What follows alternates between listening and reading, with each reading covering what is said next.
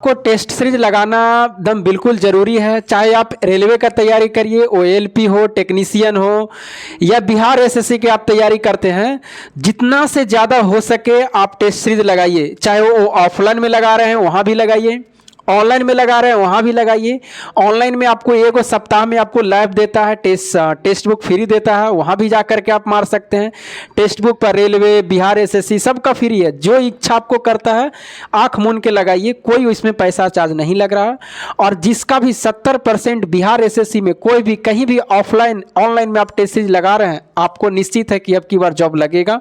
70% अगर आपको नंबर आ रहे हैं, मतलब 105 मार्क्स आ रहे हैं, तो उसी प्रश्नों को मैं आपको सोल्व करा रहा हूं। जो लाइव था उसमें मेरा 409 या 10 नंबर था, 3 4 5 दिन पहले जो लाइव था। तो आप लोग का कितना आया वो कमेंट करके बताइएगा। बाकी जो भी आपको मार्क्स आ रहे हैं कमेंट कर दीजिएगा। लेकिन अगर 70% मार्क्स आ रहे हैं, एवरेज आ रहे हैं, तो इसका मतलब है आपकी तैयारी अच्छी है और जॉब आपको होने वाली है। पहला प्रश्न देखते हैं।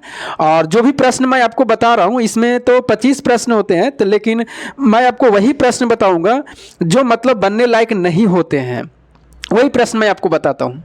पहला प्रश्न में करा है, एक समूह में उतने ही मुर्गियां हैं जितने भेड़ हैं। बहुत ही अच्छा प्रश्न है। करा है, एक समूह में उतने ही मुर्गियां हैं जितनी भेड़ है। एक समूह में उतनी ही मुर्गियां हैं, मतलब जितना मुर्गी है उतनी भेड़ है।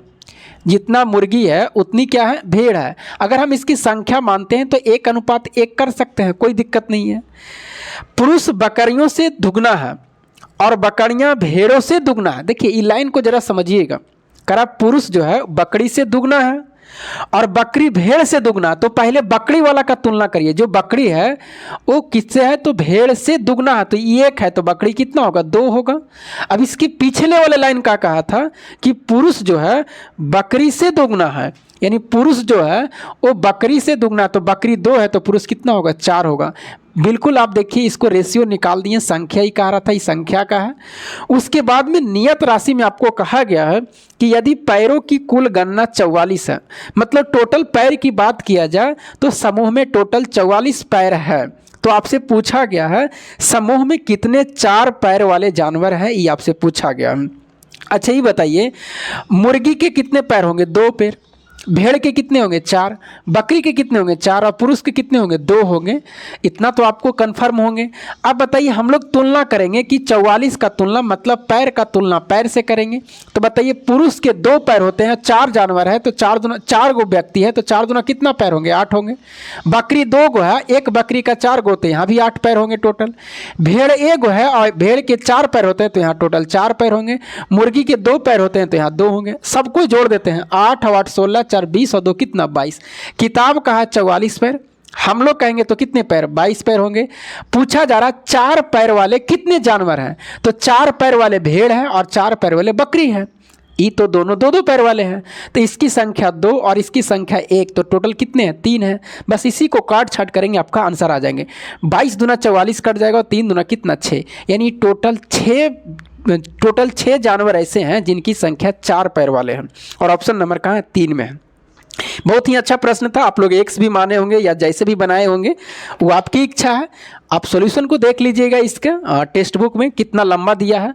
लेकिन अगर आप ऐसे सोचते हैं तो बहुत ही कम समय में आपसे बन जाएंगे। और मैं जो भी बताता हूँ लगभग 95% जो मेरा सॉल्यूशन रहता है वो रेशियो मेथड ही रहता है। हाँ 5% बाई ऑप्शन, एक्स वगैरह ये सब से रहते हैं।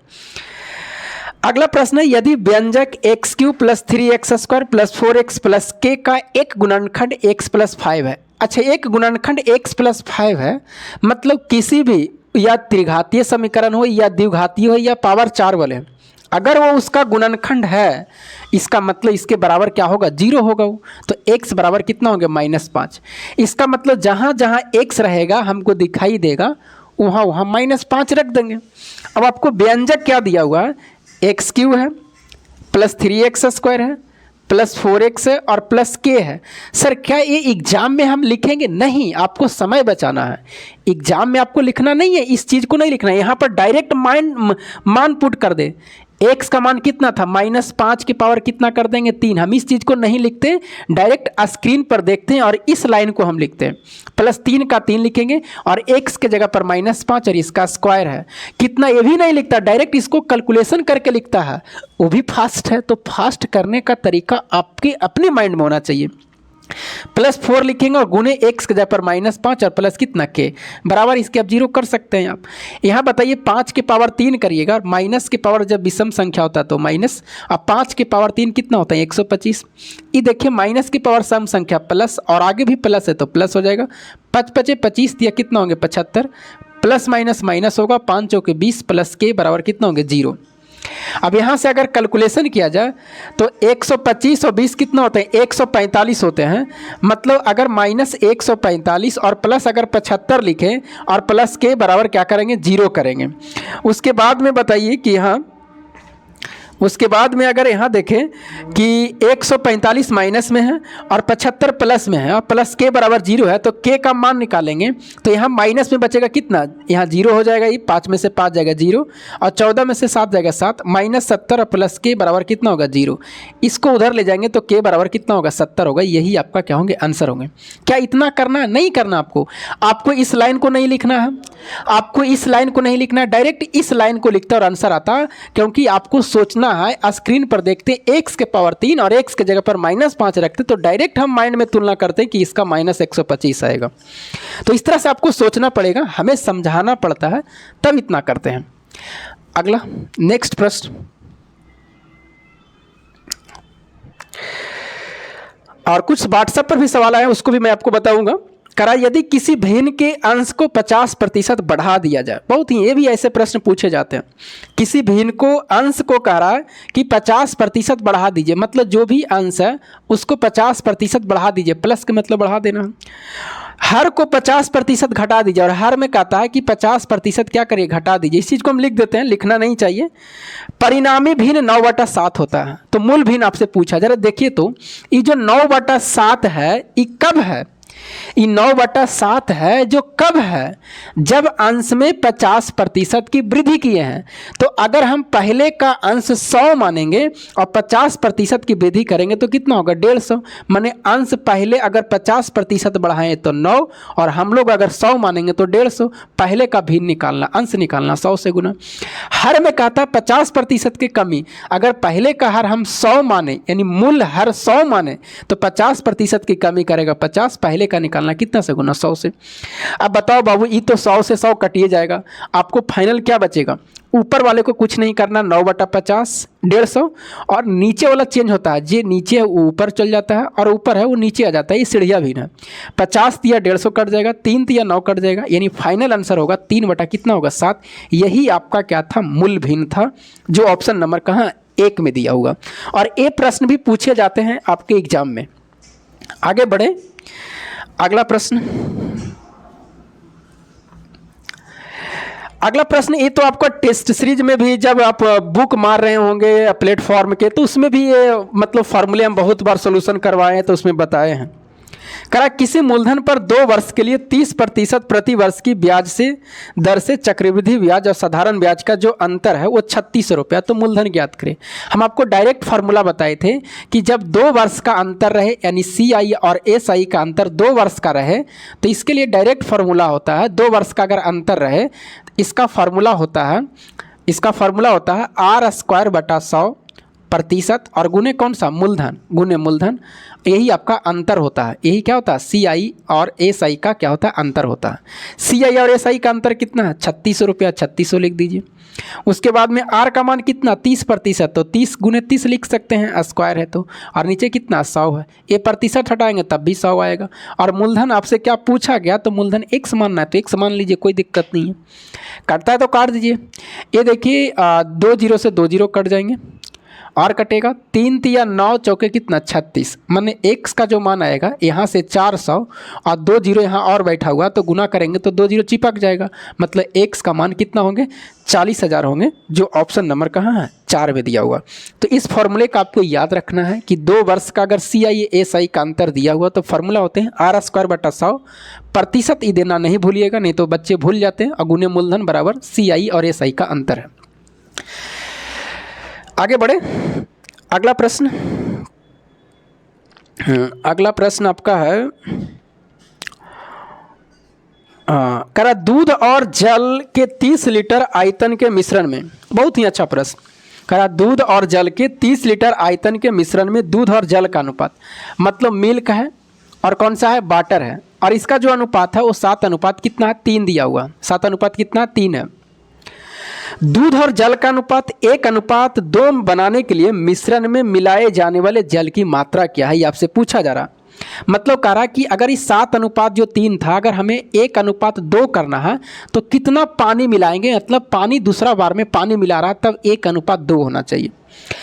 लेकिन एक बात आप इस कॉन्सेप्ट को ध्यान रखिएगा, दूसरा बार में कौन सी घटना किया था, पहला के जो मिश्रण था 7 अनुपात 3 था, लेकिन दूसरा बार में कहता है कि हम पानी डालेंगे तो ये 1 अनुपात 2 हो जाएगा, लेकिन कितना पानी डाला पता नहीं है, उसी चीज़ को पता करना है। तो यहाँ से कॉन्सेप्ट निकलता है, जब पानी मिला रहा था तो दूध में तो कोई छेड़छाड़ नहीं किए थे, इसका मतलब दूध का रेशियो दोनों जगह बराबर होना चाहिए, ना हमने दूध मिलाया है ना हमने दूध निकाला है, तो दूध की रेशियो सेम होना चाहिए। यहाँ 7 है तो यहाँ भी 7 होना चाहिए, यही आपका कॉन्सेप्ट है। 7 से गुना कर देंगे तो यहाँ 7 हो जाएगा और यहाँ कितना हो जाएगा, 14 हो जाएगा, क्योंकि रेशियो में दोनों से गुना करना पड़ेगा। फिर आप बताइए, पहले 3 था हो गया 14, तो कितना मिलाया है, 11 मिलाया है। किताब कहा कि पहले का जो मिश्रण था 30 लीटर था, हम लोग कहेंगे तो 7 और 3, ये पहले का मिश्रण कितना है, 10 है। और कह रहा कि बताइए कितना पानी मिलाया, तो कितना, 11 से गुना, 10 दिया 30 और 11 दिया कितना, 33, यानी 33 लीटर क्या है, जल मिलाया गया था उस मिश्रण में, जो ऑप्शन नंबर 3 में है। ऐसा मेथड आपको नहीं मिलेगा, मिलेगा तो भी दूसरा ऐसा ही मिलेगा, लेकिन उनको बनाने के तरीके अलग होंगे, एक कॉन्सेप्ट आपको नहीं मिलेगा ऐसा। आगे बढ़े, अगला प्रश्न देखिए, थोड़ा सा इसमें कैलकुलेशन है, आपको कैलकुलेशन अच्छी ढंग से करनी है। करा है ए बी और सी एक साझेदारी है जिसका अनुपात 3/4, 2/5 और 4/7 के अनुपात में है। मतलब ए है, बी है और कौन सा, सी है। इसका जो रेशियो है वो 3/4 दिया हुआ है, उसके बाद में 2/5 दिया हुआ है और कितना है, 4/7 दिया हुआ है। इतना के अनुपात में वो पूंजी लगाते हैं, मतलब ये पूंजी का, किसका, ये पूंजी का रेशियो है। अच्छा बताइए, इसको पूंजी को पहले फ्रेश कर लें, ये बताइए जो बटा में है उसको फ्रेश कर लेते हैं, तो एलसीएम लेना पड़ेगा। तो 5, 4, 7 के एलसीएम लीजिएगा तो बताइए 5 चौके 20 है, 140 एलसीएम होगा। मतलब 140 यहाँ से भी गुना करना पड़ेगा, 140 यहाँ भी से गुना करना, 140, तब ना रेशियो ही फ्रेश होगा। इसको काटिएगा तो कितना, 4 दूनी 4 तिया 12 और 4 5 20, 35 से कटेगा, ये 28 से कटेगा, ये कितना, 20 से कटेगा। यानी अब रेशियो फ्रेश करें तो 105 होगा, 56 होगा और कितना होगा, 80 होगा। क्या इसी चीज़ को इसको हटा करके हम लिख देते हैं? इतना तक क्लियर हो गए होंगे। ये तो कॉन्सेप्ट आपको मालूम होगा कि फ्रैक्शन से हम रेशियो में हटाने के लिए क्या करते हैं, तो हर को एलसीएम लेके गुना करते हैं। अब इसको मिटा करके हम लिख देते हैं वहाँ पर, ही जो फ्रेश किए हैं उस चीज़ को लिख देते हैं वहाँ पर। कितना आया, तो इसका जो रेशियो आया पूरा कट छट के 105, 56 और 80, 105, 56 और कितना आया, 80 आया। मतलब ये पूंजी का रेशियो यही है, उस भिन्न को हमने हटा दिया। अब कहता है 4 महीने के बाद ये अपने हिस्से में 50% की वृद्धि करता है। मतलब 4 महीने के बाद के मतलब पश्चात लिखा हुआ। तो अच्छा बताइए, 4 महीने तक तो ये पैसा रहेगा ना, ये 105 रुपया जो है वो 4 महीने तक तो रहेगा, इसमें तो कुछ नहीं। 4 महीने के बाद कहा, अब उसके बाद में 4 महीने के बाद में पैसा लगाता है कितना, अपने हिस्से में 50% की वृद्धि करता। अच्छा बताइए 105 रुपया था, तो बताइए 50% निकालेंगे तो इसका कितना होगा, तो इसका 52.5 होगा। मतलब इतना रुपया वृद्धि कर देता है, इसका 50% यही ना होगा। मतलब 105 रुपया तो रहेगा, 52.5 रुपया और वृद्धि कर देगा तो कितना हो जाएगा, 157 पॉइंट कितना हो जाएगा, 5। मतलब अब इसके पास में पैसा हो जाएगा 157 पॉइंट कितना होगा, 5 होगा। कैलकुलेशन है, कैलकुलेशन आपको करना पड़ेंगे ही। अब आगे क्या कहा, यदि वर्ष के अंत में कुल लाभ 31,050 हुआ, कितना हुआ है, वर्ष के अंत में 31,050 रुपया का लाभ हुआ है, तो लाभ में सी का हिस्सा क्या। अच्छा ये बताइए, 1 साल तक पूरा व्यापार चला है, ए 4 महीने तक यहाँ पूंजी लगाया है, टोटल 12 महीने तक चला। इसका मतलब ए वाला पूंजी कितने महीने के लिए, 8 महीने के लिए रहा। और बी और सी कोई छेड़छाड़ नहीं किया, इसका मतलब ये पूंजी 56 रुपया पूरा 12 महीने के लिए, और ये 80 रुपये सी का भी 12 महीने का रहा। ए में ना छेड़छाड़ हुआ था, ये 4 महीने के लिए 1 साल व्यापार चला तो इसका मतलब 157.5 जो पैसा हुआ 8 महीना के लिए बी ना निकाला है ना पैसा डाला है तो 12 महीना चलेगा। इसका भी 12 महीना मतलब 1 साल। अब इसी को आपको काट छाट करना है रेशियो को अच्छी ढंग से, और ज़्यादा कुछ नहीं है। आप रेशियो को अगर काटिए छाटिएगा तो बिल्कुल कट जाएंगे। कितना से काटते हैं पहले तो ये देखिए, 4 से कट जाएगा, 4 दूना 8 कट जाएगा। ये 4 है ना, तो 4 दूना 8, 4 तिया 12, 4 तिया 12 कट जाएगा, ये बिल्कुल कट जाएगा। उसके बाद में आप कितना से काटते हैं, आप अगर काटना चाहते हैं तो काटिए और नहीं तो फिर गुना कर दीजिए। ये कितना यहाँ पर है 105 बटा प्लस ये 2 से गुना करिएगा तो कितना होंगे 5 दूना 10 हो जाएगा, 7 दूना 14, 1 15 हो जाएगा, और 5 दूनी 10 एक कितना होगा 11 होगा, और 2 एक कितना होंगे 3, 315 आएगा। कितना 315। उसके बाद में 36 18 और 5 या 15 कितना 16 होंगे। उसके बाद में 240 होगा। अब इसको जोड़ दीजिए दोनों को, कितना होंगे। हम इसको इसलिए नहीं काटे, गुना इसलिए कर दें कि पॉइंट हट गया यहाँ से। हम यहाँ माइंड लगाएं कि 2 को हम यहाँ पर और काट सकते थे, नहीं काटें क्योंकि हम इसको गुना कर देंगे तो पॉइंट हट जाएगा। अब जोड़ दीजिए 301 400 यानी 420 हो गया, ये 168 हो गया, और यहाँ कितना हो गया 240। अब इसको आपको आओ काटना है तो काटिए, नहीं तो डायरेक्ट तुलना कर दीजिए, कोई दिक्कत नहीं। 400 500 दो कितना 700 हो गया, और 40 और 20 60 हो गया, और 68 है तो 68 और 7 कितना हो गया 8 और 6 6 12 128। तो यहाँ से कितना आया था 700 रुपया, और एक 800 कितना हो गया 28, इसका तुलना 828 से कर दीजिए। उसके बाद में आपसे पूछा कि इसका सी का हिस्सा, तो 240 से गुना कर दीजिए। बस इसका काट छाट करेंगे और आपका आंसर आ जाएगा। और ऑप्शन में आपको 9000 आएगा, मतलब ये पूरी कट के आपको 9000 ही आएंगे। जो भी आपको कैलकुलेशन करके आएगा जो ऑप्शन में है वही आंसर आएंगे। आप कैलकुलेशन करके इसको देख लीजिएगा, मैंने इसको कैलकुलेशन किया है, काट छाट किया, यही आंसर आए। आगे बढ़ें, बिल्कुल आप समझ गए होंगे क्या इसका कॉन्सेप्ट था। जो अगला प्रश्न करा, अब ऐसे प्रश्नों को कितना बका के छोड़ देता है कि कैलकुलेशन करे या ना करे। अगर लगेगा कि नहीं कैलकुलेशन थोड़ा सा मुश्किल है तो ऐसे प्रश्नों को एग्जाम में आप लास्ट में बनाइएगा। आपको टेस्ट सीरीज देते देते ये अनुभव हो जाता है कि कौन सा प्रश्न हमें पहले बनाना, कौन से बाद में बनाना, क्योंकि आपको समय भी बचाना। अब के एग्जाम में समय बहुत ही कम मिलता है, चाहे वो रेलवे को दो चाहे कहीं भी दो, स्टेट लेवल का समय बहुत ही कम रहता। 2 क्रमिक छूट प्राप्त करने के बाद में 150 रुपया की अंकित मूल्य वाली एक कमीज, मतलब कमीज का जो अंकित मूल्य था वो कितना रुपया था, पहले 150 रुपया था। उसके बाद में कहा जा रहा है यदि दूसरी छूट का मान 12.5% है तो पहली छूट कितना था, मतलब इसमें 2 लगातार छूट दिया गया। यहाँ से छूट देने के बाद में पहले 150 रुपया था, यहाँ से कुछ भी यहाँ छूट दिया गया होगा, लेकिन ये छूट पता नहीं है कि कितना प्रतिशत छूट दिया गया। यहाँ से छूट देने के बाद में जो भी पैसा यहाँ आया होगा उसके बाद में फिर छूट देता है, और दूसरा छूट जो है वो 12 कितना प्रतिशत है 5% है। तो आपसे पूछा गया कि बताइए पहली छूट कितना था, मतलब यहाँ जो छूट दिया गया था वो कितना था, ये आपसे पूछा गया। कहा 2 क्रमिक छूट प्राप्त करने के बाद में 150 रुपया की अंकित मूल्य वाली एक कमीज 105 रुपये में उपलब्ध है। मतलब ये छूट देने के बाद में, यहाँ से छूट देने के बाद में कितना रुपये उपलब्ध है 105 रुपया का ये उपलब्ध हो गया वस्तु। तो आपसे पूछा जा रहा है कि कितने प्रतिशत का यहाँ छूट दिया गया था। अच्छा ये बताइए 12.5% की छूट दिया गया, कितना 12.5% का। अब 12.5% को बटा में भी ला सकते हैं, फ्रैक्शन में भी ला सकते हैं। तो 12.5 को आप कितना लिख सकते हैं, तो 12.5 को आप लिख सकते हैं कितना, इसको आप 12.5 मतलब हटाइएगा तो कितना आएंगे 1000 आएगा। इसको आप डायरेक्ट 1/8 लिख सकते थे अगर आपको याद रहते थे, कितना 1/8। अब बताइए ये 1/8 का मतलब क्या है, अगर 12.5% को आप डायरेक्ट याद रखते तो 1/8 लिख सकते थे। 1/8 का मतलब हुआ कि 8 रुपया का सामान 1 रुपया छूट दे करके वो बेचना चाह रहा। तो बताइए 8 रुपया का सामान 1 रुपया छूट दे के बेचेगा तो कितना में बेचेगा 7 में। अब यहाँ का पैसा निकालना तो कितना से गुना 8 से, करता तो काट दीजिए 15 सतह कितना 105 और 15 अठी 120। मतलब यहाँ जो सामान ई छूट देकर के यहाँ बेचा था वो कितना रुपया में 120 रुपया में। अब बताइए छूट कितना रुपया मिला 30 रुपया। आपसे पूछा जा रहा प्रतिशत छूट, तो बताइए प्रतिशत छूट निकालना तो 30 गुने 100, और छूट के मतलब कोई वस्तु कम रहा तो कम के तुलना अधिक से, तो अधिक कितना है 150, 30 पचे 150 हो जाएंगे, और 20 पचे कितना होंगे 100।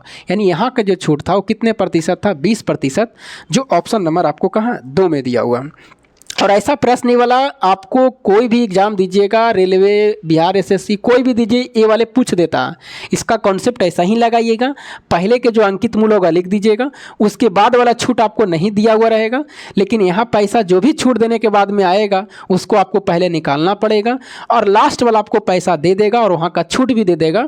तो इसको फ्रैक्शन में कर लीजिएगा, तो फ्रैक्शन में चेंज किए तो 1/8, मतलब 8 रुपया का सामान 1 रुपया छूट देकर बेचेगा, तो 7 रुपया में, तो 105 की तुलना 7 से, यहाँ का मूल्य निकालना 8 से गुना। जब यहाँ निकल गया तो 150 का सामान 120 में बेच रहा है, मतलब 30 रुपया का छूट दे रहा है। आपको प्रतिशत में पूछा गया तो प्रतिशत छूट निकाल देंगे। कितना 120 से तुलना कर देना है, ये गड़बड़ मत करिएगा। छूट का मतलब होता है कम, तो कम की तुलना अधिक से करना है। एक कॉन्सेप्ट मैं आपको बार बार बोलता हूँ जब प्रतिशत निकालना रहता है, तो कि प्रतिशत छूट मतलब कम, तो प्रतिशत हानि मतलब कम, तो हानि भी नीचे अधिक से। लाभ कहता तो प्रतिशत लाभ के मतलब अधिक, और अधिक की तुलना कम से करते हैं। तो ये दोनों बात को आपको क्या करना है, ध्यान में रखना है। आगे बढ़े, अब अगला प्रश्न।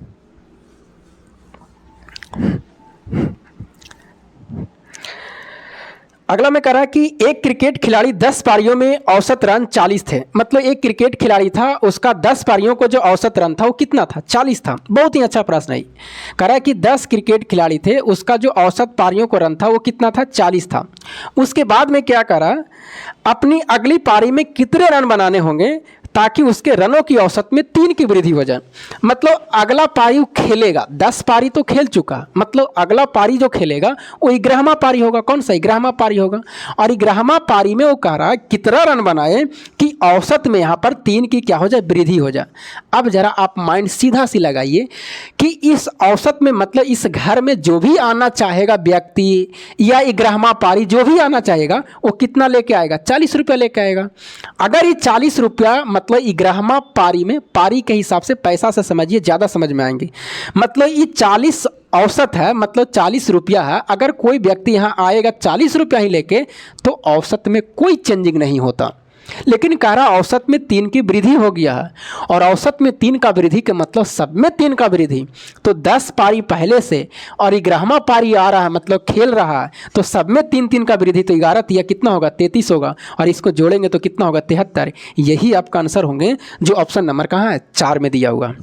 कितने बढ़िया प्रश्न थे। आगे बढ़े, और एक कॉन्सेप्ट उसी को समझ में आएंगे जो इस मेथड से घेर करके सीखा होगा। नहीं तो ये घेरे होंगे तो आपको नहीं समझ में आ रहे होंगे अभी कि सर ये कैसे आप घेर देते हैं, हम इसको काहे नहीं घेरे। तो ये आपको कॉन्सेप्ट में सीखना पड़ेगा। मैथ बनाने के बहुत तरीके, इसको गुना करके भी आप बना सकते थे, आपकी जैसे इच्छा वैसे बनाइए। अगला कह रहा है, एक टीम में 5 लड़कियों और 4 लड़के हैं, यदि 3 विद्यार्थियों का चयन करना। ये देखिए परमुटेशन और कॉम्बिनेशन से प्रश्न है।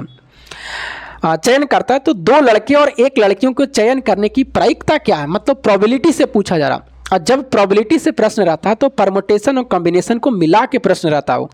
तो इसमें आपको कह रहा है एक टीम में 5 लड़कियां हैं, मतलब अगर गर्ल की बात किया जाए तो गर्ल कितने हैं, 5 हैं, और लड़के कितने हैं, बॉय कितने हैं, 4 हैं। उसके बाद में कह रहा है यदि 3 विद्यार्थियों को चयन करना, मतलब इनमें से कह रहा है कि इसमें से हमें 3 विद्यार्थी को चयन करना। कितने विद्यार्थी को, 3 विद्यार्थी को चयन करना है। और इस 3 विद्यार्थी में कह रहा है कि इस 3 विद्यार्थी में 2 लड़के और 1 लड़की, मतलब बॉय जो होना चाहिए वो 2 होना चाहिए, और आपको जो गर्ल होना चाहिए वो 1 होना चाहिए। ई कहा जा रहा। तो आपसे पूछा जा रहा है कि बताइए इसका प्रायिकता क्या है।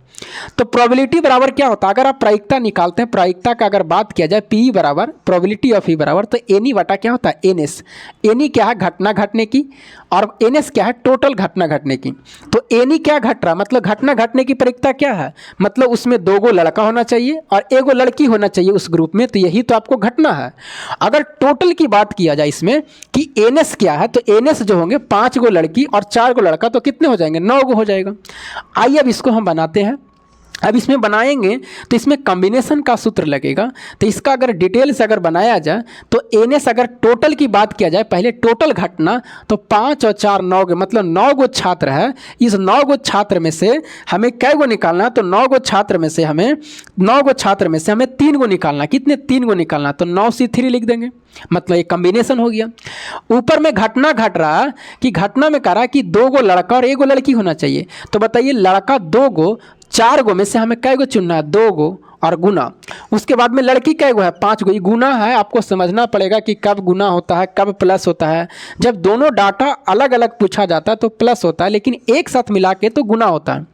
5C मतलब 5 लड़की में 5 गो में से एगो चुनना, तो 5C1 होगा। बस इसी को आपको क्या करना है, कैलकुलेशन करना है, और कैलकुलेशन करने के बाद में आपको क्या करना, आंसर आ जाएगा। आइए कैलकुलेशन, अब इसी को भी कभी कभी ना आपको क्या करना, डायरेक्ट मान याद रखना पड़ता है, बनाते बनाते आपको चीज़ें पता हो जाते हैं। आइए हम कैलकुलेशन करते हैं। पहले नीचे का मान निकालते हैं कि 9C3 का, 9C3 का मतलब अगर नीचे का मान निकालिएगा तो ऊपर में फैक्टोरियल 9 होंगे। ये फॉर्मूले आप पढ़े होंगे, NCR, कौन सा NCR आप फार्मूले पढ़े होंगे, फैक्टोरियल n बटा factorial n minus R into factorial क्या होते हैं, r होते हैं। इस फार्मूले को आप पढ़े होंगे। इसी पर बैठा रहे हैं फैक्टोरियल 9, और 9 में से 3 जाएगा तो यहाँ 6 बचेगा, और इंटू कितना, फैक्टोरियल 3। अब बताइए यहाँ से 6 से तो कट जाएंगे ऊपर में, तो बचेगा 7, 8 और कितना 9 बचेगा। उसके बाद में यहाँ कितना बचेगा, फैक्टोरियल 3 का मतलब कितना, 6 बचेगा। अब इसको काटिए, 3 दूना 6 और 3 तिया कितना 9 और 2 चौके 8, मतलब यहाँ से गुना करेंगे 4 तिया 12 सत्य कितना 84, मतलब इसका मान जो आएंगे 9C3 का कितना आएगा, 84 आएगा। क्या इसको मिटा दें, ये चीज़ें आपको समझ में आई होगी कैसे लाएं, इस फॉर्मूले से लाए हैं। और बाकी जानते हैं जब हम बनाते हैं तो इतना नहीं करते हैं, डायरेक्ट 9C3 को माइंड में ही सोच लेते हैं तुरंत कि कितना इसका आने वाला है मान। आपको इसको सीखना पड़ेगा कि डायरेक्ट कैसे निकालते हैं। 4C2 देखिए ना, 5C1 का मान 5 ही होता है, आपको इसको निकालेगा तो 5 होगा, बच गया 4C2, तो ऊपर में फैक्टोरियल 4, 4 में से 2 जाएगा, 2 बचेगा फैक्टोरियल, और फिर कितना 2, तो ये 2 से कट जाएगा, ऊपर में 3 बचेगा, 4 बचेगा, नीचे कितना 2, 2 दूना 4, मतलब 3 दूना कितना होंगे 6 होंगे। उसको आप काट छट करेंगे, आंसर आ जाएंगे। एक कटता है तो काट दीजिए, कितना से कटेगा, 2 से कटेगा, 2 तिया 6 और 42 दूना 84 और 14 तिया कितना 42, मतलब इसका जो आंसर होंगे वो कितना होंगे, 5/14। ऑप्शन नंबर कहाँ है, 4 में आपको दिखाई दे रहा 5/14। तो ऐसे प्रश्न आपको सीखना पड़ेंगे। कॉम्बिनेशन, परमुटेशन और कॉम्बिनेशन ज़्यादा हार्ड नहीं पूछता है, इससे प्रश्न हार्ड भी रहते हैं लेकिन उतना हार्ड पूछता नहीं। एग्जाम में पूछता है ना तो सिंपल ही पूछता, क्योंकि बच्चे एक तो परमुटेशन कॉम्बिनेशन पढ़ते भी नहीं हैं, छोड़ देते हैं। तो अब ऐसे प्रश्न पूछने की संभावना होती है, ज़्यादा मुश्किल प्रश्न नहीं है, और ऐसे ऐसे प्रश्न ही पूछे जाते हैं। परमुटेशन कॉम्बिनेशन में भी कुछ उटपटांग प्रश्न होते हैं, लेकिन उटपटांग प्रश्न पूछे नहीं जाते हैं, वो आप बना सकते हैं सीखने के लिए। लेकिन आपको इतना कम से कम आना चाहिए कि जो नॉर्मल प्रश्न होते हैं वो आपसे बनना चाहिए। ये ज़्यादा कोई मुश्किल प्रश्न नहीं है, नॉर्मल प्रश्न है। पढ़ने के तो बहुत सारे हैं, जीके में भी पढ़ने के बहुत सारे हैं, लेकिन जो प्रश्न पूछने लायक है कम से कम उतना तो आपको करना पड़ेंगे। परमुटेशन कॉम्बिनेशन भी, उसके बाद में मिड मीडियन मोड जो 10th क्लास में पढ़े हैं, 0 से 10, 10 से 20, ये सब अगर नहीं बनाइएगा और रेलवे में अगर ये पूछ ही देते हैं या बिहार SSC में पूछ भी देगा तो आपसे नहीं बनेगा, तो अगला बना देगा और उसका रिजल्ट होगा। फिर हर चीज़ से आपको तैयार रहना। आगे बढ़े, अब आगे आपको व्हाट्सएप वाले प्रश्न है। व्हाट्सएप वाले प्रश्न हम आपको बता देते हैं। करा त्रिभुज PQR में भुजा PQ और PR को क्रमशः E तथा A तक बढ़ाया जाता। मतलब त्रिभुज PQR है, पहले से एक त्रिभुज है जिसका दिया हुआ कौन सा है, P है, Q है और कौन सा है, R है। इसके बाद में कहा है कि इसकी भुजा को PQ और PR को क्रमशः E और F तक बढ़ाया जाता है। PQ को कहता है E तक बढ़ाइए, E तक बढ़ाइए, और PR को कहता है F तक इसको बढ़ाया जाए। PQ को कहता है E तक बढ़ाइए और PR को कहता है कहाँ, F तक बढ़ाया जाए। उसके बाद में कहता है कोण Q और कोण R के बाह्य कोण समद्विभाजक के बिंदु पर मिलते हैं। कोण Q कौन सा, बाह्य कह रहा है, कोण Q, तो कोण Q बाह्य E है, ए वाले अंदर का हो जाएगा। कोण R कौन सा, E बाह्य है, ए वाले अंदर का हो जाएगा। तो आपसे बाह्य कोण कहा जा रहा है कि बाह्य कोण का इसका जो समद्विभाजक है वो कहाँ मिलता है, जाकर के बिंदु पर मिलता है। कहाँ पर, के बिंदु पर यहाँ जाकर के मिल जाता है। तो आपसे पूछा गया कि बताइए, और एक चीज़ और दिया हुआ है कि कोण QPR का मान 80 डिग्री, कोण QPR का मान कितना दिया हुआ, 80 डिग्री। QPR मतलब इसका मान कितना दिया हुआ, 80 डिग्री दिया हुआ। आपसे पूछा गया कोण QKR की, बताइए कोण QKR का मान क्या होगा। देखिए इसमें 2 प्रकार के प्रश्न बनते हैं। कितने प्रकार के, 2 प्रकार का। एक होता है कि यहाँ वाला पूछा जाता है, E देख करके यहाँ वाला पूछा जाएगा। या यहाँ मान दे करके यहाँ वाला भी पूछा जा सकता है आपसे। अगर फॉर्मूले याद रहेंगे तो बन जाएंगे। मान लीजिए कि ये न दे करके यहाँ से दे करके ये वाला पूछता, तो फॉर्मूले याद रहेंगे तो क्या नहीं बनेंगे, बनेंगे। लेकिन दूसरा जो टाइप बनता है, यहाँ पर हम दूसरा टाइप बना देते हैं। इसी चीज़ को क्या करेगा, एक त्रिभुज रहेगा पहले का, मान लीजिए पी क्यू आर है, एक ट्रायंगल है, और इस पी क्यू आर को कहेगा आंतरिक द्विभाजक कहेगा, इसके आंतरिक द्विभाजक, इसके बाहर नहीं करा। जैसे आपको इसको आप यहाँ से बढ़ाइएगा नहीं तो इसको बाहर नहीं करा, अब आंतरिक करा कि इसको बाहर में नहीं आंतरिक में यहाँ पर काटा जा, के बिंदु पर काटा जाता, मतलब Q और R को आंतरिक विभाजन। तो इसका फार्मूला अलग होता है और इसका फार्मूला अलग होता है। फार्मूले ही आप लोग गड़बड़ कर देते हैं, एगो में प्लस होता है एगो में माइनस होता है। अगर कन्फर्म याद रहेगा तो फिर आपसे बन जाएंगे। इसका फार्मूला होता है, देखिएगा, अब इसको मिटा देते हैं, यस मिटा देते हैं। आपसे पूछा है कौन Q के R का मान पूछा जाएगा, इसका मान पूछा, तो याद रखिएगा इसका फार्मूला होते हैं, जब बाहर समद्विभाजक होता है तो 90, जब आपका बाहर समद्विभाजक होता है तो 90 माइनस होता है, 90 माइनस कोण ए बटा कितना होता है, 2 होता है। ये कोण ए है किसके लिए, त्रिभुज ए बी सी के लिए, लेकिन यहाँ पी है तो आप यहाँ पी लिख सकते हैं, पी बटा कितना 2, और इसके बराबर किसका होता है, कोण क्यू के आर होता है, क्यू के आर होता है। अगर इसमें बात किया जाए तो बस वही होगा, 90 होंगे और प्लस कोण पी बटा 2 होंगे और बराबर होंगे वही क्यू के आर ही होंगे। इसमें बस फॉर्मूले में एक जगह प्लस एक जगह माइनस होता है। जब आंतरिक समद्विभाजक करेगा तो प्लस और बाह्य समद्विभाजक करेगा तो माइनस।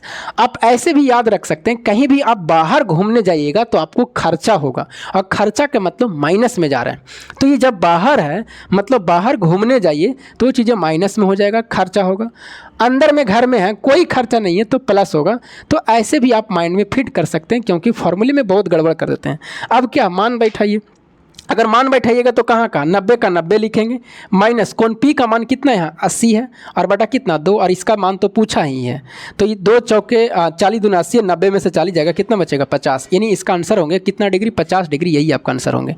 अगर ई पूछता ऑप्शन में तो ऐसा नहीं दिया, अगर आप मान लीजिए कि यहाँ पर ऑप्शन में अगर आपको देता 140 डिग्री देता तो आप गड़बड़ा जाते, लेकिन वैसा ऑप्शन में दिया भी नहीं है, तो आप तो ऐसे टिक कर सकते थे कि कभी माइनस प्लस में आप इसमें अगर गड़बड़ाते भी तो ऑप्शन में एक ही वैसा मिल रहा। एक लास्ट प्रश्न आपका है,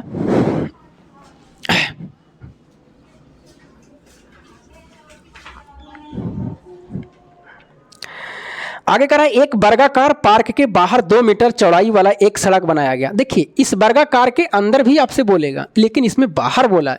अब इसमें अंदर और बाहर में बस अंतर यही फॉर्मूले में कि एक जगह माइनस होता है और एक जगह प्लस होता है, बस अंतर यही होते हैं कि एक जगह आपको क्या होंगे माइनस होंगे और एक जगह क्या होंगे प्लस होंगे। एक वर्गाकार करा, मान लेते हैं कि ई एक वर्ग में है, पहले का ये वर्ग है, ये क्या है एक वर्ग है, और इस वर्ग के कहता है इसके चारों तरफ, इस वर्ग के कहता है इसके चारों तरफ 2 मीटर चौड़ा क्या है एक रास्ता सड़क बनाया गया है, मतलब 2 मीटर इधर भी और 2 मीटर इधर भी, 2 मीटर इधर भी और 2 मीटर इधर भी बनाया गया। तो इसके चारों तरफ हो जाएगा, ये इस चारों तरफ हो जाएगा। समझाने के लिए करें इसे तो हम डायरेक्ट बना देते हैं, इस समय इतना करने की ज़रूरत नहीं है। 4 मीटर बाहर रास्ता है और इसका क्षेत्रफल दिया हुआ कितना 160 मीटर स्क्वायर इसका क्षेत्रफल दिया हुआ। तो आपसे पूछा गया कि बताइए पार्क की भुजा की लंबाई क्या है, ये आपसे पूछा गया कि पार्क की भुजा की लंबाई क्या। देखिए अगर आप डिटेल से भी बनाइएगा तो बन जाएंगे, नहीं तो इसको डायरेक्ट अगर आप फार्मूला याद रखते हैं तो बन जाएंगे। फार्मूला में होते हैं 2x into L plus B और प्लस 2x बराबर क्या होता है इसका क्षेत्रफल होता है सड़क का क्षेत्रफल। अब सड़क का क्षेत्रफल कितना है 160 है, ये 2 का 2 लिखेंगे। x क्या है तो यहाँ पर जो x होगा वो क्या है रास्ते की चौड़ाई है, x क्या रास्ते की चौड़ाई है, इस चीज़ को याद रखिएगा। तो x का मान कितना रखेंगे 2 रखेंगे, और l प्लस बी इसलिए लिखे हैं क्योंकि ये आयत में आयत के लिए फॉर्मूला होता है 2x into L plus B plus 2x। तो आयत का भी अगर एक चीज़ आपको याद रहता कि आयत के चारों बाहर का रास्ता का क्षेत्रफल यही होता है 2x into L plus B plus 2x बराबर क्षेत्रफल। क्या ये वर्ग में लगेगा, बिल्कुल लगेगा। आयत में लंबाई और चौड़ाई होता है अलग अलग, इसमें सब बराबर होता है। तो यहाँ भी बताइए बराबर होगा तो भुजा को ए मानेंगे तो यहाँ भी ए मानेंगे तो कितना हो जाएगा 2a हो जाएगा। x नहीं ना मान सकते हैं क्योंकि x तो अलग है, रास्ता की चौड़ाई है। अब 2 का यहाँ 2 है और x बताइए रास्ता की चौड़ाई, तो 2 दूना कितना हो जाएगा 4 हो जाएगा।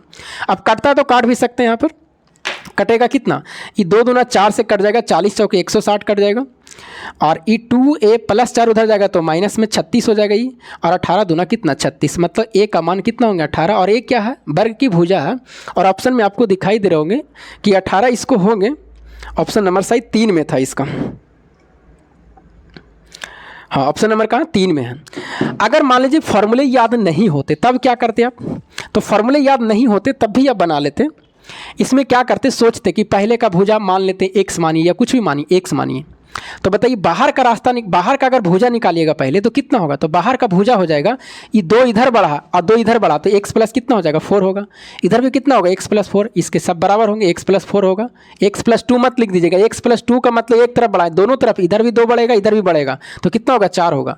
अब क्या करना है, ये रास्ता यही है, रास्ता निकालने के लिए बड़े वर्ग का क्षेत्रफल में से छोटों का घटा देंगे, मतलब x प्लस 4 का स्क्वायर में से x का स्क्वायर घटा देंगे, और कितना 160 दिया हुआ, a प्लस बी का स्क्वायर a स्क्वायर, 4 चौके 16 होंगे, प्लस 2 अभी तो 4 दूनी 8x हो जाएगा, माइनस कितना x स्क्वायर बराबर 160। इसमें भी ज़्यादा समय नहीं लगता आपको, x स्क्वायर से x स्क्वायर कट जाएंगे, 16 जाके उधर माइनस में होगा तो 8x बराबर कितना बचेगा, 16 अगर माइनस में करिएगा तो 100 कितना बचेगा 44 बचेगा, 88 कितना हो जाएगा 44 से, मतलब x का मान कितना होगा 18, और x क्या माने थे भुजा माने थे तो वर्ग का भुजा कितना 18। तो ऐसे भी आप सोच सकते थे, और इसमें आपसे 2 तरह से पूछे जाते हैं, एक बीचों बीच रास्ता भी पूछा जाता है, आयत में आयत से भी करके पूछा जाता है, वर्ग से भी पूछा जा सकता है, इसमें भी बीचों बीचों रास्ता पूछा जा सकता है। तो इसके फॉर्मूले जो बच्चे याद रखते हैं जल्दी बना लेते हैं, लेकिन अगर फॉर्मूले नहीं भी याद रहते हैं तो थोड़ा सा समय ज़्यादा लगेगा लेकिन बन जाएंगे। और अगर फॉर्मूले याद नहीं है तो एग्जाम के लास्ट में बनाइएगा जब आपको समय बचेगा तब ऐसे प्रश्नों को, और जिसको फॉर्मूले याद होते हैं बस 30 से 35 सेकंड में बना देते हो।